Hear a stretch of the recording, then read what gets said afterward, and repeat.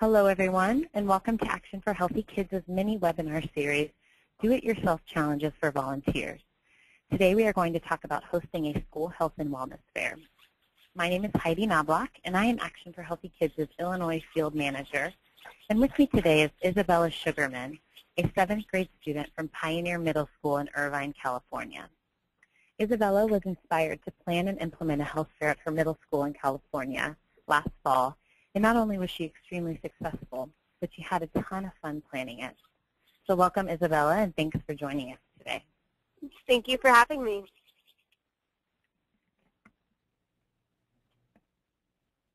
Before we hear about Isabella's project, let's talk about why you might want to host a health and wellness fair at your school.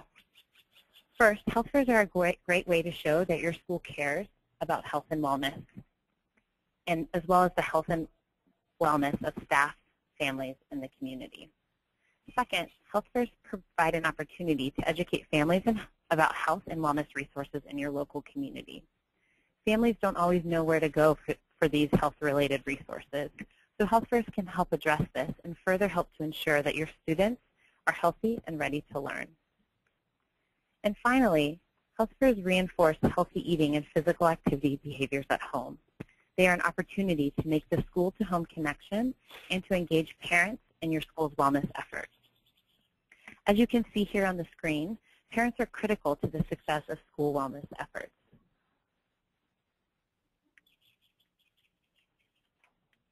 Additionally, health fairs provide an opportunity to engage students, staff, families, and the local community in health and wellness.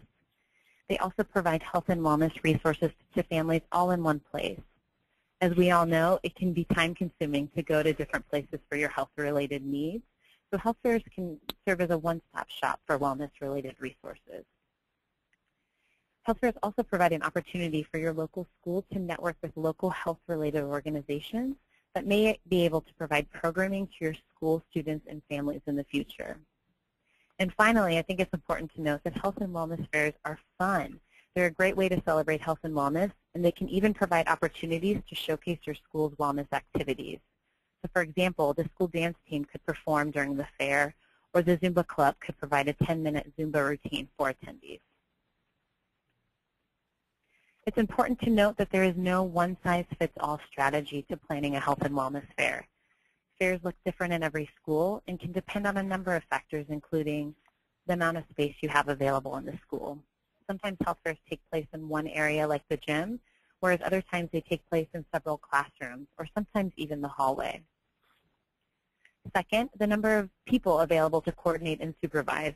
As we'll hear from Isabella, the more people power you have, the bigger you can make the fair and the more coordinated your efforts are. Third, whether or not the school has done a health fair before. So it's okay if your health fair starts off small in the first year with just a couple of vendors and grows as it becomes an annual event. This is much to be expected. And additionally, what happens at health fairs looks different at every school. Some schools do a taste test where participants can try the fresh vegetables, smoothies, or healthier versions of popular foods. These taste tests can be conducted by local chefs, students, or even volunteers. Fairs can also include fitness stations where participants spend a certain amount of time in each station and rotate at the sound of a buzzer. So if you decide to do stations without having participants formally rotate, you can even develop a passport where students and participants get a stamp or sticker at every station they attend. Those are just a couple of examples, and truly the options are endless. The bottom line is how you want to plan a health and wellness fair is entirely up to you. So at this time, we'll shift gears to Isabella's project. I'll ask her a series of questions so she can tell us a little bit more about her Do-It-Yourself challenge, which is, of course, planning and implementing a health and wellness fair in Irvine, California.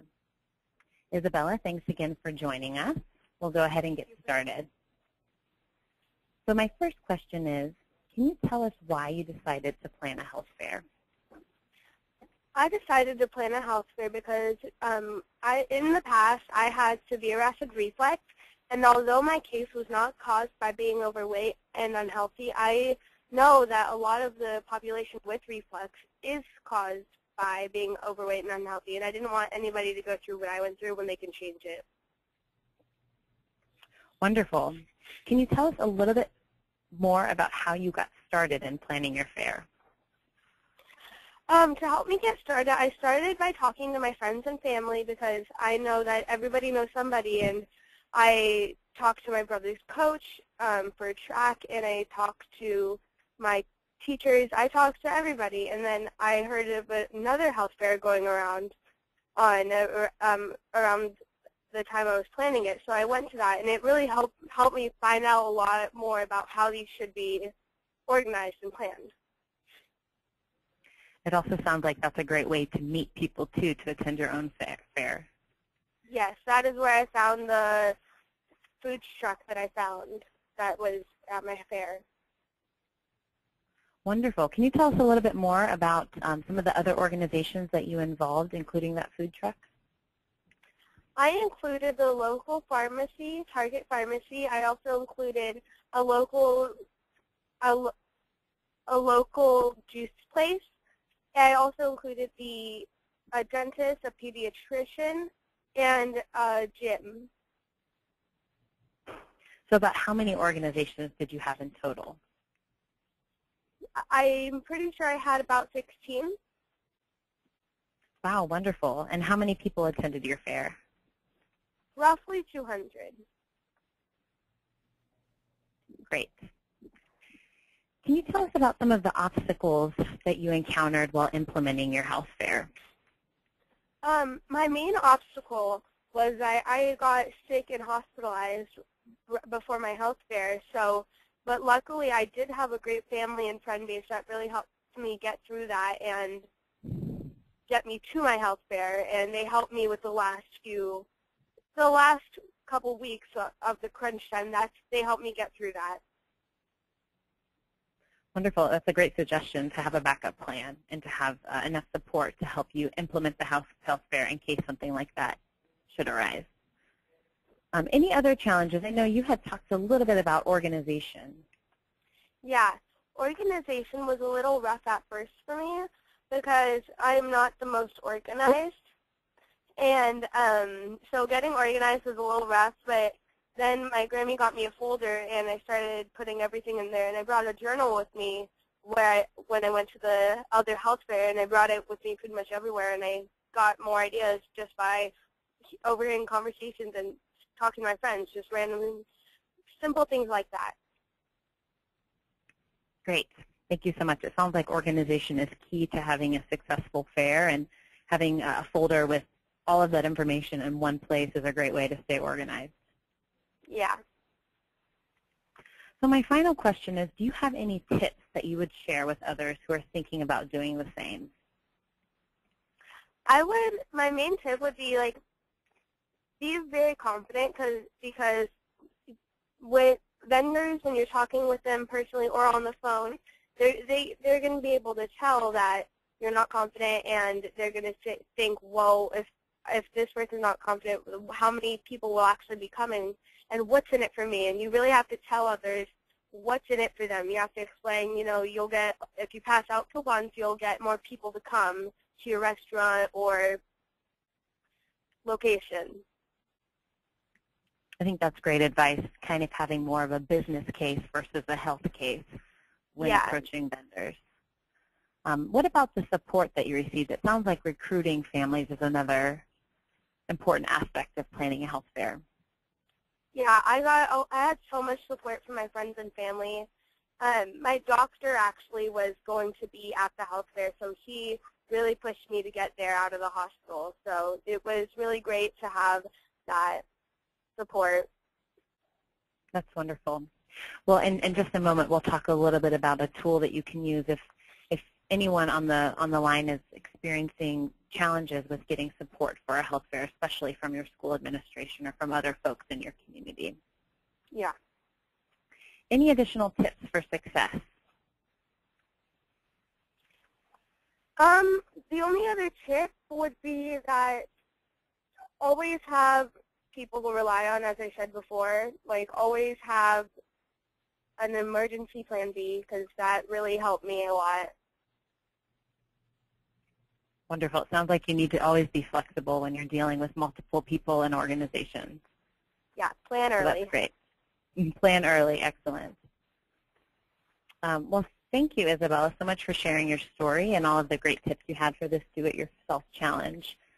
I know many people would be inspired by the success that you had with your health fair, and hopefully can do the same in their own schools.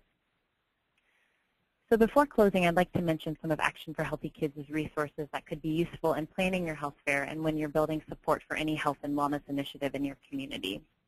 The first thing I recommend is checking out Action for Healthy Kids' Game On, the Ultimate Wellness Challenge program. Game On is a framework that can be used to help elementary schools as well as middle schools implement Eat Better and Move More challenges. One of the challenges that's included in the program is implementing a health and wellness fair. So I encourage you to check it out. Game On is an easy-to-use program, and it's absolutely free to register. The second resource is the Learning Connection, which is a special report from Action for Healthy Kids that is also easy to read and easy to share. It summarizes the most recent research proving that healthy kids are better learners. And it's also got some compelling statistics that you can share about the connection between physical activity, healthy eating, and learning. So this is a great tool, as I mentioned before. If you're struggling to get support for implementing your health fair, this can be used to help convince school administration or other school-level officials that health and wellness is important to academic achievement, and it's a great way to engage parents. And then finally, I recommend that you check out the Do-It-Yourself activities in the Action for Healthy Kids Get in the Action Center. We've got tons of great ideas for physical activity and nutrition projects that volunteers can initiate, in addition to the one we're discussing today on health and wellness fairs. So we'll wrap up with one more great way to learn about Action for Healthy Kids and how you can get involved in our mission and our movement. I encourage everyone to take the Every Kid Healthy Pledge and help us create a 100,000-person movement to make all schools healthier places. Taking the pledge takes just 10 seconds, and once you've signed on, we can show you ways, both big and small, that you can turn your commitment into action. So thank you again, everyone, for your time today, and good luck with your Do-It-Yourself Health Fair Challenge.